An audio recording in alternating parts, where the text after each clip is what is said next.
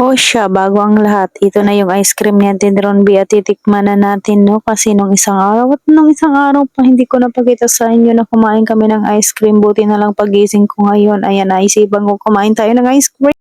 Ito na yung homemade na ginawa ni Ate Ronby na avocado ice cream at ang sarap-sarap niya guys. Parang totoo talaga siya guys na binibenta sa ano no sa tindahan yung sa tawag doon yung sa anong product yun charot. So, ayan na guys, no, sarap na sarap talaga ako at hindi siya masyadong matamis, sakto lang siya at medyo malasahan mo talaga yung avocado kasi hindi ko pinadurog kay Ate Drambi yung avocado kaya ayan, masarap siya sa totoo lang, hindi matamis, hindi rin matabang, sakto lang yung tamis niya.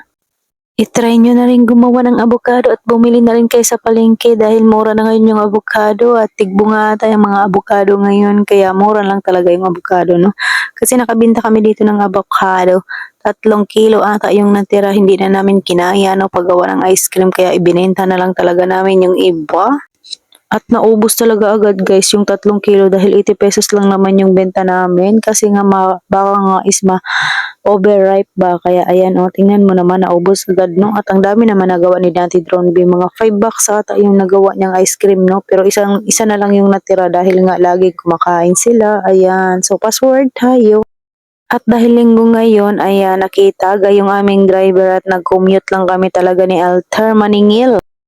At sumama talaga si Altar guys kasi nga sabi niya sa akin is na boring na daw siya sa kakanood ng cellphone no kaya ayan sumama talaga siya sa akin maningil doon sa Paranas at gustong gusto niyang mag-ride ng ibang motor. Kaya ayan sinama ko na nga siya at bigla nga kaming naabutan ng malakas na ulan. Tingnan niyo naman sa labas guys ayan ang lakas ng ulan no.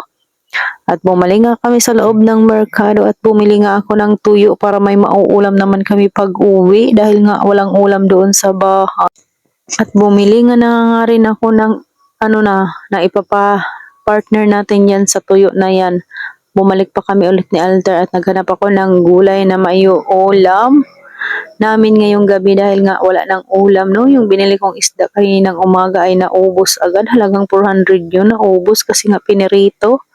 At ito na nga, pauwi na kami ni Alda at nakasakay na kami ng motor. Buti na lang talaga, meron pang nakapila na motor, isa na lang. At saka meron din kaming nakasabayan si nanay. Kaya ayan, buti na lang talaga is meron kaming nakasabayan, no? At dalawa kaming pasahiros papuntang Buray. At buti na lang talaga guys, lumakas yung ulan dahil nagkaroon na naman ulit kami ng tubig kasi pahirapan nga ng tubig dito sa amin. Buti na lang talaga umulan. Kaya nakapanalod talaga kami ng marami-rami no. Ngayon pambuhos, pwede na siya panghugas ng plato, pangbuhos, o diba? At saka nandito na nga ako sa bahay namin at nagsaing muna ako dahil nga merong jujuti mamaya at wala silang kakainin no.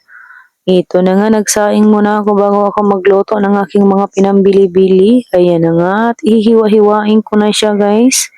Ayan, lagyan natin ng fresh mickey at saka yung pangsahog guys. Yung laman loob ng manok yung binili ko, yung budang ba yun tawag yan.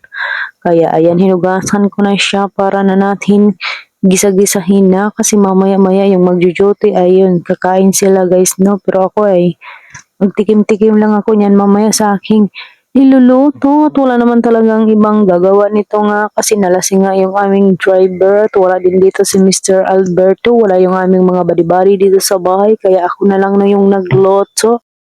At baka mga lasing nga yun ngayon dahil nga linggo at hindi ko nakita no kaya ako na lang talaga yung nagluto at ayan na kasi gabi naman ngayon konti lang yan yung ating lulutuin sakto lang para makain ngayong gabi kaya ayan yung iba ilalagay ko na lang sa ref no at pagkita ko pala doon sa aming mga lagayan ng lamas ay wala na palang sibuyas kaya ayan kamatis at bawang na lang yung aking mga pansahog no okay na yan maluluto naman siguro yan kahit walang sibuyas.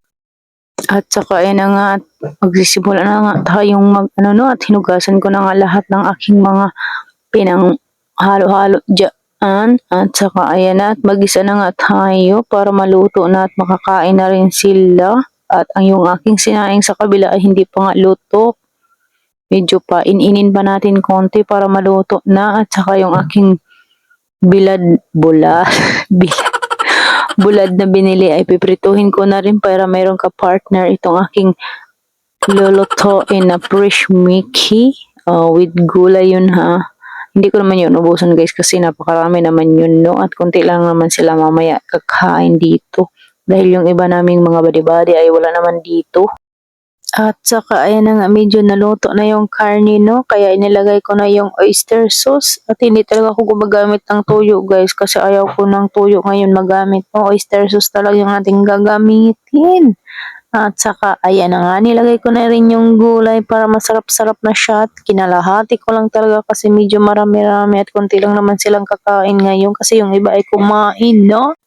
Kaya sakto lang talaga yung ating lulutuin na para maubos talaga nila at baka mapanis kasi yan pag kinabukasan na.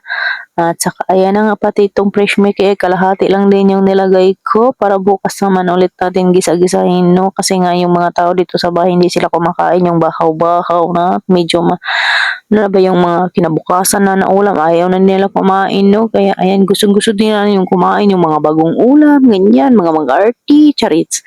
Lalong-lalo na yung aking mga anak dito sa bahay guys. Gusto talaga nila yan is mga bagong luto na ulam no. At saka ayun na nga guys ilalagay na natin yun sa ref para bukas naman ulit natin lutuin. At saka ako ay magpiprito-prituhin na ng ating bulad-bularin para makakain na nga si Altar at saka si Papa Udon. At saka ayan na nga sinalang ko na nga yung aking piprituhin doon sa kabila no kasi ito yung ating pansit ay malapit na siyang maluto at nagaantay na yung kakain si Altar at saka si Papa Udon kasi nga ginagutom na rin si Altar no. Ayan magpiprito muna tayo at saka nandyan si Amshi. Inutusan ko nga si Amshi maghugas ng plato kasi natambak na naman yung mga hugasin namin dahil nga sila is pakain-kain, ay kung ano-anong mga kinakain, pakain ice cream, pakain ng timpla ng juice, ayan nga nagdadaldal talaga ako dyan. Sabi ko marunong naman kayo maghugas ng plato, hindi lang yung pagdol-dol-dol-dol ng mga cellphone yung nalalaman nyo. Si Kuya Direts kasi at saka si Ate Drone ay natutulog pa. Hindi pa talaga sila nagigising. Ang sarap ng mga tulog nila guys. Kasi nga ang lakas ng ulan ngayon. At hindi talaga sila nagising no. Kaya ayan nagdaldal-daldal na talaga ako. At nagdadasal na talaga yung bunganga ko dyan. Charis. So ito na nga. At malapit na maluto yung ating ulam para kumain na nga sila. At sarap na sila guys. Kahit asin at oyster sauce lang yung aking nilagay no. At ito na nga yung bulan ready na siya para kumain na nga ang aking mga badi-badi dito sa bahay. At ito na nga at nagkainan na. Kami lang yung nauna kumain dahil yung iba is wala pa dito. Ewan ko kung saan sila. Bahala sila kung kumain na sila. Hindi naman namin dinadala yung kaldero. Nandun naman yan sa kusina. At saka hindi na nga ako nung kumain dyan ng kanin kasi nga medyo busog pa naman ako sa kakain ko ng ice cream no. Kaya tinikman ko lang talaga yung aking linuto na fresh Mickey. Medyo masarap-sarap naman siya at hindi naman siya maangat. Sakto lang talaga yung kanyang timplada, asin at oyster sauce lang. Kaya ayan yung din gusto ng asawa ko yung medyo matabang-tabang ba kasi matatansya mo talaga. Hindi kagaya talaga minsan is yung pagkain namin is napakaalat. Iwan ko lang talaga kay Pansot minsan kasi si Pansot is nakakalimutan niya. Nagamit kasi yan si Pansot ng tuyo kaya ako hindi talaga ako nagamit ng tuyo no. O siya, libang na libang talaga yung asawa ko sa kakanood ng boxing na hindi daw gumagamit ng gloves. Kamay lang daw yung pinagamit ay sapol ka talaga daw sabi pa naman niya. So, ayan na nga, ang haba na naman ulit yung aking daldal. Hanggang dito na lang ulit. At ako ay marami pang gagawin at maghugas-hugas pa tayo ng mga plato. No? At maraming salamat nga pala. Bukas naman ulit. And God bless you all. Maraming salamat. Hanggang dito na lang yung ating video. Bye-bye na. Babu.